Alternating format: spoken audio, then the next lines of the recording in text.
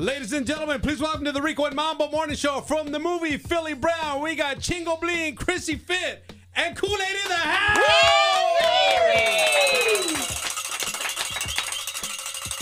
All right, first of all, I want to call out Chingo. There's pictures of you from last night, and there's pictures of you from this morning, and you're wearing the same thing, bro. Yeah, you know, I like to recycle and reuse because it's good for my environment. And Kool Aid, congratulations to you and E-Dub on all the success you guys are having right now. It's so exciting, and really thank you guys because we were just chopping it up. And Rico, Mambo, you guys, Rico, you actually trained me on my first boards in radio, my first gig, and you guys are always family, and you have a huge place in my heart, and I love you for that. Oh, well, thank you.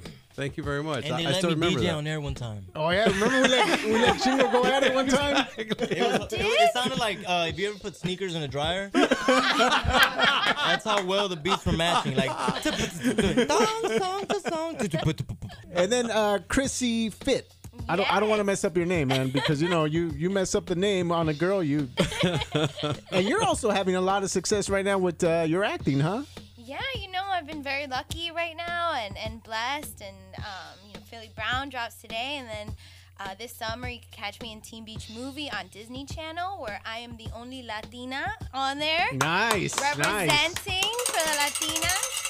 And it's a 1960s movie. We go back to the 1960s, so you know that back then there was no Latinas in those movies. and it's funny. You were talking about how people recognize you, and how do they recognize you? As I get recognized for General Hospital because I played the nanny to like the mobsters' kids. Nanny. What's funny is when guys from like the hood are all like, "Hey, so I think I saw you on a TV show." And they don't want to admit they watch soaps. They watch soap opera, novela. Hey, hold on, homie. You watch novelas, homie? Hold on. Hey, so the movie Philly Brown hits theaters today. You guys have had a lot of screenings. What's the response been from the audience? I mean, what a blessing. Just everybody's mad touched, and it speaks to our culture, it speaks to our people, and it's finally not something that's just the Latin version of. It's like E-Dub and Chingo always say, it's not La Bamba meets Titanic. It's like it's a real deal. It's its own story, and we were blessed enough to be able to step to the plate and work with somebody as seasoned as EJO and bring in our homegirl Jenni Rivera because she does speak English, and she's the homegirl, and right. we want the world to realize, Latinos, everybody is different, and the general market Latino needs a voice. When the Almoses stepped to us and wanted Dub and I to be producers and co-produce this film, it's like we had to bring our A game on, but then we knew it was also a really important position for our culture because we had to show that our movies work and that our movies represent and that our people have a story. And so we brought our Jenni Rivera and our Chingo Blings and our Baby Bashes and our Vida Guerras because we knew, the viral power of that. God, I could go on for days. I'm probably forgetting people. But not only that, but you guys also, Richie from La Bamba is in there. And that's funny too, because it was funny because Jenni and I were in the studio and we were talking, and she really wanted to do it. She was excited about it but nervous about it, and I came in and I was like, all right, Jenni, it's official. Lou Diamond Phillips is your baby daddy if you do this.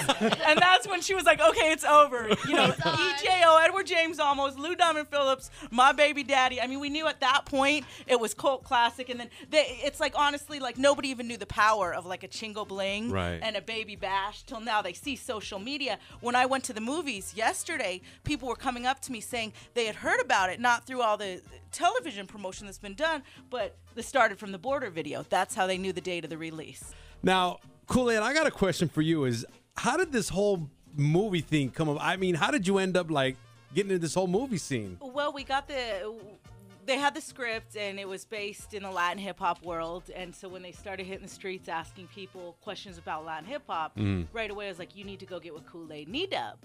And we got an email with the other production partners, Seema and Almost Attached. And I showed it to Edub, and Edub's like, yeah, right, Edward James Almost is attached. So we took the meeting, and they came and they saw our history and our roots and musically what Edub had to offer, and they asked us to come in and do the music, be co-producers, and we got to bring in the authenticity and the lifestyle to the film. And then it was like, well, after we read the script, this person can play this part, and this person would be real good here. And so we got to bring everybody along for the ride. And then, you know, once we brought in Jenni, it was dope because then it really inspired everybody. And EJO was like, yo, I want to be in it. And then, you know, and Lou Diamond Phillips coming on board. So it was dope because it was a merger, you know, between Seema Almost and his, you know, power and heritage. Right. And then us in the music world. It was so cool because it was such an authentic Hollywood meets music merger. And yeah, so I'm really proud of it for my first film and definitely not my last. I'm 100% proud of it.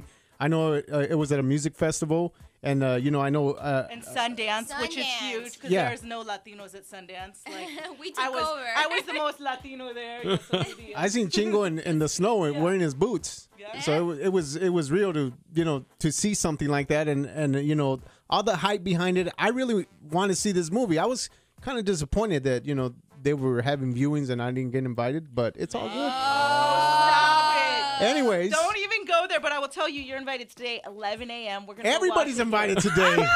Everybody's invited today. You guys didn't forget the music either in this movie because you guys have the soundtrack that just came out, available on iTunes. It's the Philly Brown soundtrack. Some of the artists that are featured on this soundtrack. Oh my God, it's amazing. The homeboy Malik, Gina Rodriguez, the actress, is an amazing, phenomenal rapper. She had never rapped before. And when you see her carry this film, I mean, everybody is a huge fan. Gina Rodriguez absolutely destroyed it. Chrissie Fit sings like she swallowed Aretha Franklin, FYI. Whoa. So she's on the soundtrack. Like, she is amazing. And of course, we've got like a lot of the OGs, like the homeboy Dominator, Carolyn Rodriguez, repping that dope house music. Baby Bash, Dub, and I know I'm going to forget somebody and feel bad, and I'm going to have an angry rapper emailing me later. I'm sorry, y'all. I'm trying. I'm doing the best I can. Or an angry DJ talking about I didn't invite him to this. If that's you out there, I'm sorry. Mambo. Also, I see there's a dedication to Jenni on the soundtrack too. You know what? I had to do it because it's been tough for me because Jenni and I, we go back to like her real estate days. So we always we had this friendship that we'd watch each other grow and support each other and adored each other. And when this movie role came, I knew that that her and Pete wanted to make that general market transition.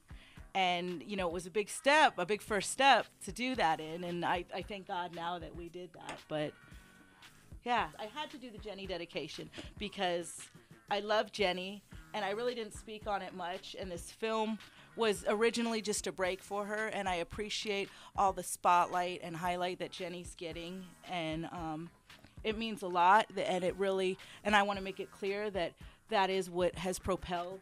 This film is a great film, and Jenni's voice is still here, and that's the reason more people are going to see it. And, you know, it's been a hard line for me to cross between Hollywood and, you know, exploiting my friend. Right. And so this was a dedication I made and a promise I made that, you know, myself, Pete, Chingo, Chrissie, we're going to continue that voice and we're going to open that door. And it's on the soundtrack, which is available now on iTunes and, you know, Best Buy. Well, Kool Aid, E-Dub, much continued success to you guys, man. You guys truly, truly deserve it. You guys are. I can't believe this dude right here taught you how to run a board. And now you're making movies. That's my dude. You know, it's good to see success stories like that because I remember when you first started here, you had a backpack. You came in here. You said you were going to start doing nights. You started doing nights. Then you said you were going to be in LA. You went to Power 106. Then you said you were going to start your own thing. You started Pocos Pero Locos. I never heard about the movie, so that surprised me, but not really. So when you say you're going to keep doing movies, I believe you. So I'm going to. And I promise next one you're in. You two are in. All right. I promise. I promise. Right now, I'm making that promise. Did you record this? Yeah, oh, it's recording. Yeah. It's recording. I'm Trust not me. saying that I'm gonna pay you, but you're gonna. Oh, you don't have to pay me. I mean, the credits could come on and I could get shot, and that's it. Kool Aid, whenever you want.